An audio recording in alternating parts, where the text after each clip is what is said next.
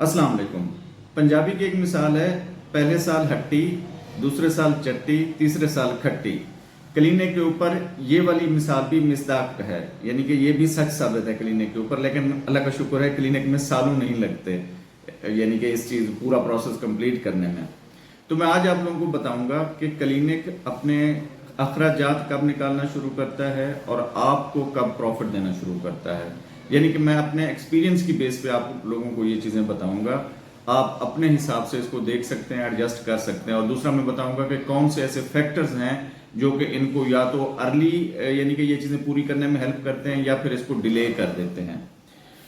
First of all, clinic की location कैसी है, यानी कि आपने क्लिनिक कहाँ पे बनाया हुआ है। ऐसी रश वाली जगह पे बनाया हुआ है, गांव के बिल्कुल नुक्कर पे जो दुकान है वहाँ पे बनाया हुआ है, चौक में बनाया हुआ है, ये चीज़ें मैटर करती हैं। क्योंकि लोगों का ज़्यादा गुजर बसर होगा, वहाँ पे गुजरना होगा लोगों का ज़्यादा, तो वो पेशेंट भी आपके पास ज़्यादा आएंगे, क्योंकि आपकी वो कंटिन्यूस एडवर्टाइजमेंट होती रहेगी और लोगों को पता चलता रहेगा क्लिनिक यहाँ पे है, तो लोग जल्दी से जल्दी आपके क्लिनिक के बारे में जान जाएंगे। एक तो ये चीज़ होगी। दूसरी होगी फिर टारगेट पॉपुलेशन कौन सी है, टारगेट कस्टमर कौन से हैं आपके। टारगेट कस्टमर इसलिए मैं कह रहा हूँ क्योंकि जहाँ पे आपने बैठना है वहाँ पे आपने डिसाइड करना है कि भाई मैंने इनसे फीस लेनी है या नहीं लेनी। फीस भी लेनी है, मेडिसिन भी साथ देनी है, तो इनसे मैंने कितने पैसे लेने हैं। फीस मैंने लेनी है लेकिन मेडिसिन मेडिकल स्टोर की लिख के लेनी है। फीस भी मैंने लेनी है, मेडिसिन भी अपने से देनी है, तो कितनी मेडिसिन फीस मैंने यानी कि अपनी रखनी है और मेडिसिन के पैसे कितने रखने हैं मैंने। ठीक है, इन सब चीज़ों को आप लोग डिसाइड करके ही क्लिनिक शुरू करेंगे, तो फिर ही आप लोग अपने आइडिया को वहाँ पे सेल कर सकेंगे। अदरवाइज अगर बगैर सोचे समझे जाके और जी तेल देखो तेल की धार देखो के मुताबिक करेंगे, तो फिर मेरा नहीं ख्याल कि आपके लिए चीज़ें वो मुवाफिक होंगी। क्योंकि फिर आपको डेली डेली ये सारी चीज़ें चेंज करनी पड़ेंगी, तो वो कंसिस्टेंसी नहीं रहती। पेशेंट भी मुतनफिर हो जाता है थोड़ा इस बात से कि आज वो आया तो उससे 500 लिए, अगले दिन 300 ले लिए, अगले दिन फिर उससे अगले दिन आया तो 1500 रुपये उसके हो गए सेम प्रॉब्लम के साथ। आप समझ रहे होंगे मैं जो कहना चाह रहा हूँ। उसके बाद है फीस कितनी है आपकी। अगर आप सिर्फ और सिर्फ प्रिस्क्रिप्शन फीस लेते हैं, मेडिसिन वो अपनी जहाँ से ले या मेडिकल स्टोर अपना बनाया हुआ है, तो वो आपने कितनी रखनी है। वो भी डिपेंड करता है कि आप किस पॉपुलेशन को टारगेट कर रहे हैं कि जी ये मेरे क्लाइंट्स हैं, पोटेंशियल क्लाइंट्स हैं या मेरे कस्टमर्स हैं। उसके बाद आ जाता है कि क्लिनिक पे आप टाइम कितना देते हैं।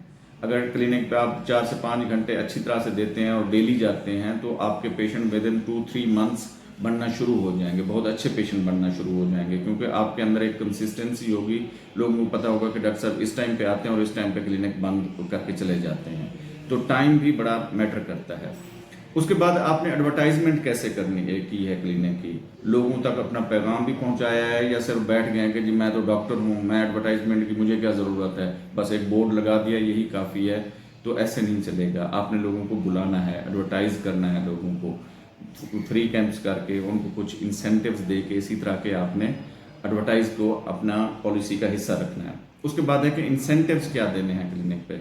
जैसे नया क्लिनिक है आपका, तो आपने इंसेंटिव्स देने हैं। वो फ्री कैंप की सूरत में हो सकते हैं जिसमें उनको टेस्टों में कुछ रियायत कर दें या कुछ टेस्ट उनके फ्री कर दें।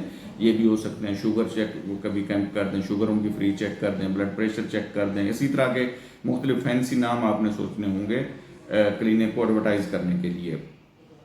उसके बाद क्लिनिक की अर्निंग में जो मेन चीज़ रोल प्ले करती है वो है फैसिलिटीज़ क्या क्या हैं आपकी।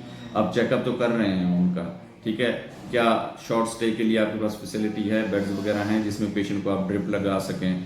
ईसीजी मशीन आपके पास अवेलेबल है कि आप पेशेंट की ईसीजी कर सकें। अल्ट्रासाउंड गो के पीएचसी अलाउ नहीं करता आपको, लेकिन पेशेंट की डायग्नोसिस के लिए आपके पास अल्ट्रासाउंड की फैसिलिटी है या नहीं है। नेबुलाइजर आपके पास है या नहीं है। ये सारी चीज़ें हैं जो आपको अपने क्लिनिक के ऊपर रखनी चाहिए। यानी कि ग्लूकोमीटर शुगर चेक करने के लिए है या नहीं है। ये सारी चीज़ें आपके पास होनी चाहिए, तभी आप अर्न कर सकते हैं। अब रहेगी बात कि क्लिनिक कितने अरसे में पैसा हमें जो है अपना खर्चा निकालना शुरू करेगा और आपको भी देना शुरू करेगा। वो इस तरह है कि क्लिनिक, मेरा ख्याल है कि जहाँ पे आप इन सब चीज़ों को जो मैं पीछे बता चुका हूँ इन पे अमल करके अगर क्लिनिक बनाते हैं, तो क्लिनिक आपको 3 महीने के अंदर अंदर क्लिनिक अपना खर्चा निकालना शुरू कर देगा। और जब 6 महीने गुजर जाएंगे तो वो आपको भी कुछ ना कुछ देना शुरू कर देगा और फिर अमाउंट बढ़ती जाएगी। ठीक है, तो कम से कम 3 महीने और मैक्सिमम 6 महीने इतने लगते हैं क्लिनिक अपना खर्चा निकालने में। अगर इससे ज़्यादा आपका टाइम लग रहा है तो आप अपनी पॉलिसी को रिव्यू करें, या तो क्लिनिक को शिफ्ट करें किसी और जगह पे, या फिर अपने एडवर्टाइजमेंट स्ट्रेटजी को इम्प्रूव करें। उम्मीद है ये मालूमाती वीडियो आपको पसंद आई होगी। हमारे चैनल को लाइक, सब्सक्राइब और दोस्तों के साथ शेयर ज़रूर करें।